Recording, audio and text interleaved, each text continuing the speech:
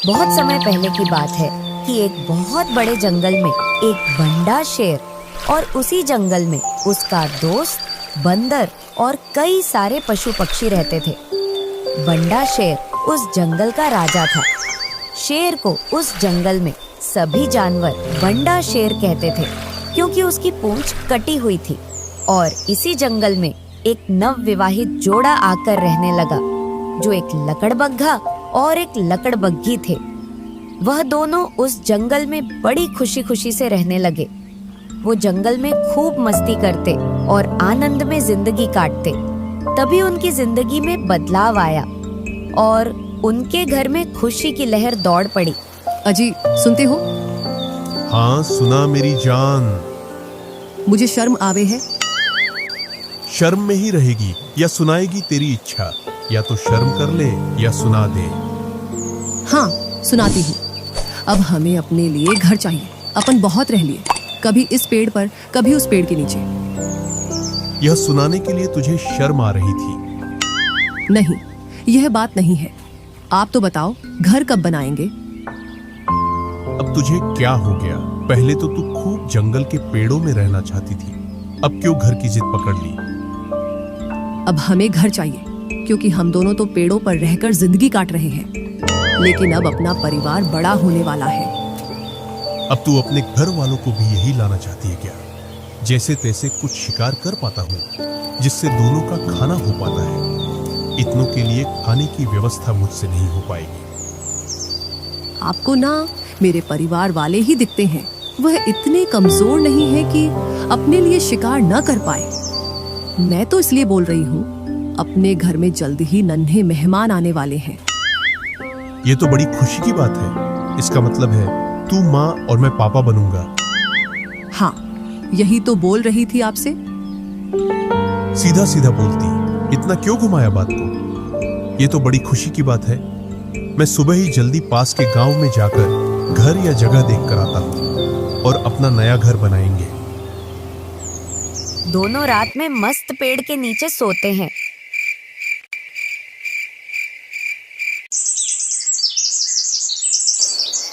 और सुबह जल्दी उठते।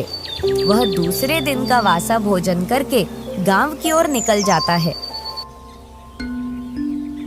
अरे वाह, ये गांव तो बड़ा सुंदर दिख रहा है। यहाँ के लोग भी बड़े शांत भाव के हैं। और वह धीरे धीरे गांव के पास पहुंच जाता है और उसे गांव की शुरुआत में गड्ढे और बड़ी बड़ी लकड़ियों के ढेर दिखते हैं। वह धीरे धीरे आगे बढ़ता है। अरे नहीं, ये कुत्ते तो मुझे गांव में घुसने नहीं देंगे। मैं ना इनसे चोरी छुपे निकल जाता हूँ। लेकिन एक कुत्ते की नजर उस पर पड़ जाती है और वह अपने साथियों को बता देता है, देखो, लकड़बग्घा अपनी बस्ती में घूम रहा है। पकड़ो साले को, और इसका वो हाल करना है कि अगली बार ये गांव में आने की सोचे भी नहीं। भौं भौं करके वह उसको पकड़ने को दौड़ते हैं। अरे नहीं, ये तो मेरी तरफ आ रहे हैं। ये एक दो भी नहीं जिनसे मैं लड़ सकूं। इनका तो पूरा ग्रुप आ रहा है। मेरी तो यहाँ से भागने में ही भलाई है। जैसे ही उसने भागने की कोशिश की तो एक कुत्ते ने उस पर झपट्टा मार दिया और सभी ने उसको पकड़ लिया। बग्गा कहीं भागता तो कहीं गिरता उठता, जैसे तैसे जान बचाकर भाग निकला।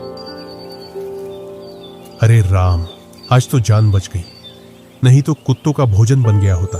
चलो, जान बची, लाख उपाय। वह धीरे धीरे जंगल में पहुंचा और अपनी धर्म पत्नी को एक कागज दे दिया और बोला, यह ले घर की रजिस्ट्री के कागज। इसमें तो जगह जगह खून लग रहा है और आप भी घायल अवस्था में हैं और आपके जगह जगह घाव हैं। कुछ ना पूछ, भाग्यवान। आज तो तेरा सुहाग निपट गया होता, कुत्तों का भोजन बन गया होता। आप तो गांव में घर देखने गए थे, कुत्तों से दोस्ती करने नहीं। अब क्या ही बोलूं, हमारे पूर्वजों ने उन्हें जंगल से खदेड़कर भगा दिया था और तभी से वे हमारे कट्टर दुश्मन हैं। हाँ, अब कुछ ना पूछ भाग्यवान, बहुत जोर का दर्द हो रहा है। जल्दी से कुछ लगा जिससे मेरा दर्द कम हो जाए। पत्तियों का लेप लगाती हूँ। घर देखने के लिए गए थे, कुत्तों से मार खाकर आ गए और अपने आप को बाहुबली बताते थे।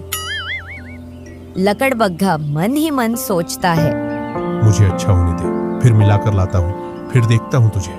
इस जंगल में रहते रहते बहुत दिन हो गए, चलो कहीं घूम कर आते हैं। वह अपनी गुफा से निकलता है और दूसरे जंगल में घूमने चला जाता है।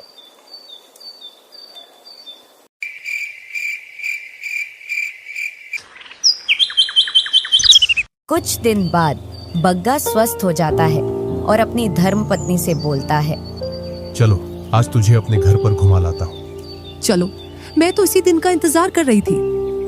और दोनों चल देते हैं। धीरे धीरे फिर से गांव के पास पहुंच जाते हैं, लेकिन लकड़बग्घी अपनी धुन में चलती जाती है। वह उससे बोलता है, धीरे चलो, लेकिन वह उसकी नहीं सुनती।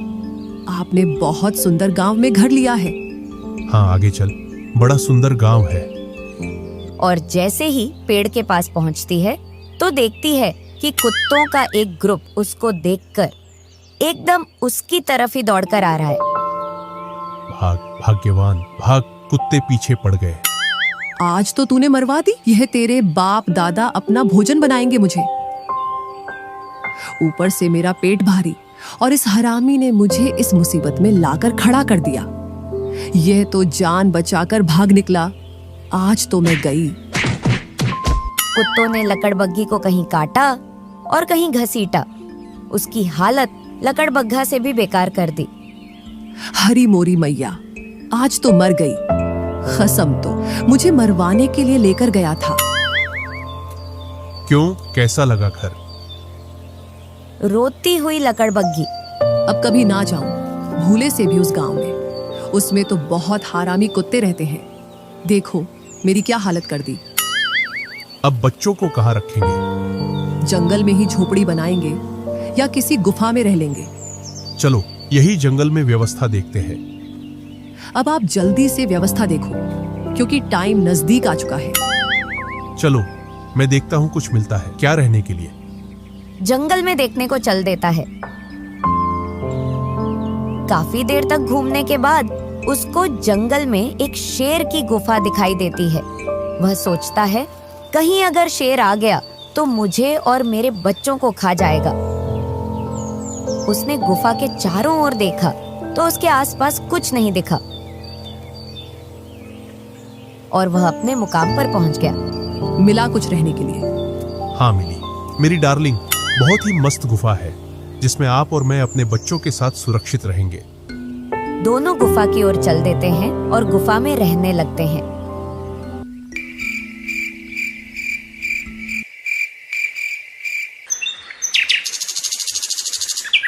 कुछ दिनों के बाद लकड़बग्घी के 4 बच्चे होते हैं। दोनों बहुत खुश होते हैं और अपने बच्चों के साथ बड़ी मस्ती से रहने लगते हैं। अब अपना परिवार बस गया है, अब हम आजादी से रह सकते हैं। इधर शेर दूसरे जंगलों में घूम रहा है और अपने मित्रों से मिल रहा है। खूब घूम लिया, अब अपने निवास पर चलता हूँ। इधर लकड़बग्घा को पक्षियों की चहचहाट और जानवरों की भाग दौड़ सुनाई देती है। कुछ जानवर बोल रहे हैं, भागो भागो, बंडा शेर आया। चलो इस पेड़ पर चढ़कर देखता हूँ कि किधर आ रहा है। अरे नहीं, ये तो इधर ही आ रहा है। सुनती हो भाग्यवान, तुम और अपने बच्चों को गुफा में ही रखना, बाहर मत निकलना। इधर शेर अपनी गुफा में आ रहा है। अब क्या करेंगे? अब कहाँ रहेंगे? आज जान बची तो कुछ ना कुछ कर लेंगे। इधर शेर, चलो एक दहाड़ मार देता हूँ जिससे जंगल में पता चल जाए कि अपना राजा आ गया है। आइडिया, क्यों ना मैं इस झाड़ी में छुपकर इस शेर को डरा देता हूँ। ऐसा क्यों लग रहा है कि मेरी गुफा में कोई है। एक बार और दहाड़ मारता हूँ। शेर जैसे ही दहाड़ मारता है तो उधर से जोर से झाड़ी हिलती है। कौन है मेरी गुफा में? तेरी गुफा? यह गुफा तो कई वर्षों से मेरी है। यह तो मेरी है, अभी कुछ दिनों के लिए घूमने चला गया था। तुम्हारी गुफा दूसरे जंगल में होगी। शेर अपने चारों ओर देखता है और उसको सब कुछ जाना पहचाना दिखता है। यह मेरी गुफा है, जल्दी से मेरी गुफा को खाली करो, वरना आज तेरा आखिरी दिन होगा इस जंगल में। ऐसे बहुत आए मेरे जंगल में मेरा आखिरी दिन करने। कौन है तू? मैं बंडा शेर, इस जंगल का राजा। इधर से एकदम शेर की आवाज में दहाड़ता है और जोर से झाड़ी हिलाकर बोलता है, मैं तेरा बाप बब्बर शेर हूँ। मैं गया था तब तो मेरे जंगल में मेरे अलावा और कोई शेर नहीं था। अब ये कहां से आ गया? फिर झाड़ी हिलाई और बोला, रुक बंडा, फोड़ू तेरा हंडा। शेर आश्चर्यचकित हो गया, यह मेरा हांडा फोड़ेगा। आज तो तू मेरा खाना बनने आया है। कई दिनों से मैंने शेर का मांस भी नहीं खाया। आज तो शेर का मांस खाने को मिलेगा। इतना सुनकर शेर वहां से भाग जाता है और मन ही मन सोचता है, जान बची तो दूसरी गुफा में रह लेंगे। और वह वहां से बड़ी मायूस अवस्था में जा रहा होता है। इतने में ही उसे एक बंदर देख लेता है। अरे मामा जी, आप इतने उदास होकर कहाँ जा रहे हो? अरे भांजे, तुझे क्या सुनाऊं मैं अपनी दुख भरी कहानी? तू कहां समझेगा मेरी बात को? ऐसा क्या हुआ मामा जी जो मैं आपकी समस्या का हल नहीं निकाल सकता और मैं आपको समझ नहीं पाऊं? तेरा एक निवास हो तो समझे। तू आज इस पेड़ पर तो कल उस पेड़ पर उछल कूद करता फिरता है। तभी तो मुझे पूरे जंगल की जानकारी होती है और सभी की समस्याओं का हल रखता हूँ। चल, तू इतना पूछ ही रहा है तो तुझे मैं बता ही देता हूँ। बताओ बताओ मामा जी। भांजे यार, कुछ दिन पहले मैं दूसरे जंगल में घूमने गया था। तब मैंने अपनी गुफा को अच्छे से साफ किया और घूमने निकल गया। बस इतनी सी बात, इसके लिए इतना मायूस ना, चलो अभी चलकर उसको खराब कर देते हैं। अगर तू मेरी मुंह बोली बहन का बेटा ना होता तो अब तक तू मेरे पेट में होता। ऐसा क्या बोल दिया मैंने जो आप मुझ पर इतना गुस्सा कर रहे हो? तुझे तो मेरी समस्या पर हंसी मजाक आ रहा है और यहाँ मेरी गुफा छीन गई। क्या मामा जी आपकी गुफा छिन गई? उसमें कोई बब्बर शेर आकर रहने लग गया है। मामा जी, मैं दिन भर जंगल के इस पेड़ से उस पेड़ पर घूमता रहता हूँ। जहां तक मुझे मालूम है अपने जंगल में आपके अलावा और कोई राजा नहीं है। फिर जिसने मेरी गुफा छीनी है वह कौन है? मुझे ऐसा लगता है मामा जी, जरूर कोई बहरूपियां है जो आपको डरा रहा है। अब भांजे, उससे अपनी गुफा को कैसे लिया जाए? चलो मामा जी, चलते हैं और उसको अभी गुफा से बाहर निकाल कर फेंकते हैं। वह तो मुझे खतरनाक लगता है। वह मुझे उसका खाना बनाने वाला था, तभी तो मैं जान बचाकर वहां से भाग आया। क्या मामा जी आप एक बहरूपिया से डर गए? मेरे जैसा जिगरा बनाओ और चलो मेरे साथ, अभी उसको गुफा से बाहर निकाल कर फेंकते हैं। नहीं नहीं भांजे, मुझे तो डर लगता है। तू ही चला जा और मेरी गुफा खाली करवा दे। क्या मामा जी, ना तो मुझे गुफा में रहना है और ना ही मुझे इतने फालतू के काम करने का समय है। वो तो मैं कह रहा था आपसे, आपकी गुफा खाली करने में आपकी मदद कर देता। अब आपकी इच्छा, आपको मेरी मदद की जरूरत नहीं है, ऐसा लगता है मुझे।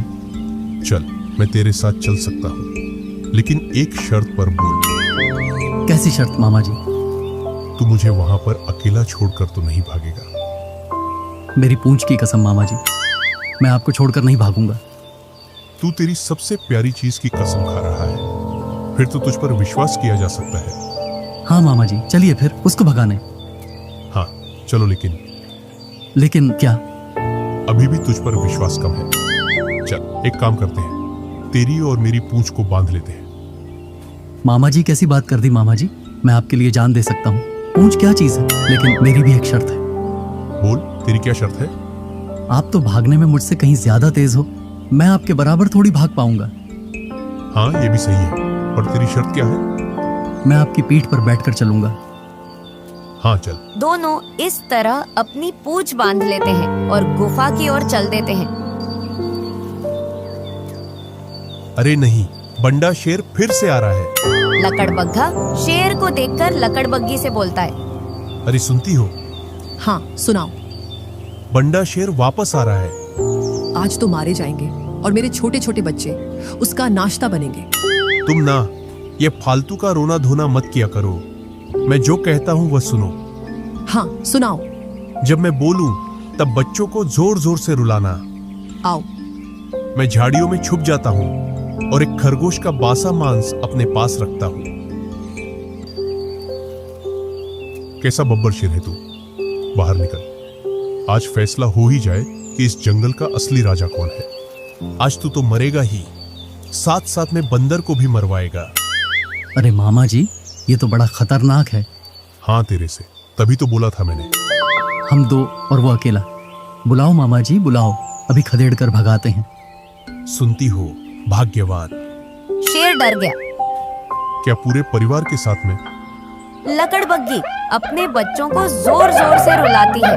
बग्गा इधर खरगोश के मांस को शेर की तरफ फेंक देता है। क्या हो रहा है भाग्यवान? बच्चों को इतनी तेज क्यों रुला रही हो? इनको खरगोश का मांस पसंद नहीं आ रहा है। बोल रहे हैं ताजा मांस चाहिए, वो भी शेर और बंदर का। अरे मामा जी, यहाँ तो पूरा परिवार है। लगता है हमारी बोटी बोटी भी बांटी नहीं आने वाली है। आज कुछ भी हो जाए भांजे, मैं अपनी गुफा खाली करवा कर ही रहूंगा। अरे भाग्यवान, बच्चों की किस्मत बहुत अच्छी है। आज तो शेर और बंदर अपनी गुफा के सामने ही है। जल्दी से खाना लाओ, बच्चे जोर जोर से रो रहे हैं। भाग्यवान, पहले किसका मांस खाओगे? शेर का। तो ये लो शेर का मांस। भांजे भाग, मर गए तेरी बातों में। अब यहाँ तो पूरा परिवार खाएगा अपन को। और शेर जी छोड़कर वहाँ से भागता है और यह भूल जाता है कि मेरी पूंछ से बंदर बंधा है। बंदर उसकी पीठ से नीचे गिर जाता है। फिर बंदर घिसटता हुआ जाता है। बंदर अरे मामा जी रुको, मामा जी रुको कहकर चिल्लाता रहता है। बंदर कहीं इस झाड़ी से टकराया और कहीं उसे पेड़ से टकराया। बंदर की हालत बहुत गंभीर हो गई, लेकिन शेर का ध्यान उस पर बिल्कुल भी नहीं गया और वह घिसटता हुआ जा रहा है। आज बब्बर शेर का नाश्ता बन जाता, वही अच्छा था। एक बार में जान चली जाती, इसने तो मुझे पूरा छील दिया। शेर बहुत दूर जाकर रुकता है और दम लेता है और बोलता है, आज बंदर के चक्कर में मर गए होते। इतने में उसको बंदर का ध्यान आता है। वह अपने चारों ओर देखता है, बंदर नहीं दिखता। लगता है बंदर का शिकार कर लिया बब्बर ने। अरे मामा जी, शिकार उसने नहीं, आपने किया मेरा। अरे भांजे, तेरी ये हालत कैसे हुई? मामा जी, इतने भोले भी ना बनो। चिल्ला चिल्ला कर परेशान हो गया, लेकिन आपको तो मेरा ख्याल भी नहीं आया। मुझे माफ करना, मैं अपनी जान बचाने के चक्कर में तुझे भूल गया। सभी को अपनी जान प्यारी है, दूसरों की थोड़ी। हाँ भांजे, अब चलता हूँ। तू इस जंगल में रह, मेरा तो जंगल छिन गया। मैं और कहीं अपनी व्यवस्था देखता हूँ। हाँ ठीक है, लेकिन मामा जी आप डरपोक हो। ना तो आपने उसको देखा और ना ही उसको सामने आने दिया। उसने झाड़ियाँ क्या हिलाई, आप वहां से भाग आए। हाँ ये तो सच है, दोनों बार उसके पास गया और दोनों बार उसने झाड़ियों का सहारा लिया, लेकिन वो मेरे सामने नहीं आया। अब आप अपने आगे की व्यवस्था देख लेना, मैं तो चला। और बंदर वहां से चला जाता है। शेर कुछ देर के लिए सोच विचार करता है और निर्णय लेता है क्यों ना अपने मित्रों से मदद ली जाए। और वह अपने सभी शेर मित्रों को आमंत्रण भेजता है, साथ में अपना संदेश भी भेजता है। मुझे ऐसा लग रहा है शेर शांत नहीं बैठेगा, वह जरूर वापस आएगा। अब हमको नई जगह देखनी पड़ेगी। हाँ, कब तक डर के रहेंगे? इधर लकड़बग्घा को सामने ही एक बड़ा खजूर का पेड़ दिखता है और वह बोलता है, सुनती हो, कुछ दिन इस पेड़ के ऊपर रहकर देखते हैं शेर आता है या नहीं। हाँ। दोनों उस पर व्यवस्था जमा लेते हैं। इधर शेर के सभी मित्र एकत्रित हो जाते हैं और बंडा शेर की मदद करने आ जाते हैं और सभी गुफा की ओर आगे बढ़ते हैं। खजूर के पेड़ से लकड़बग्घा और लकड़बग्गी देखते हैं कि आज एक नहीं बल्कि बहुत सारे शेर आ रहे हैं।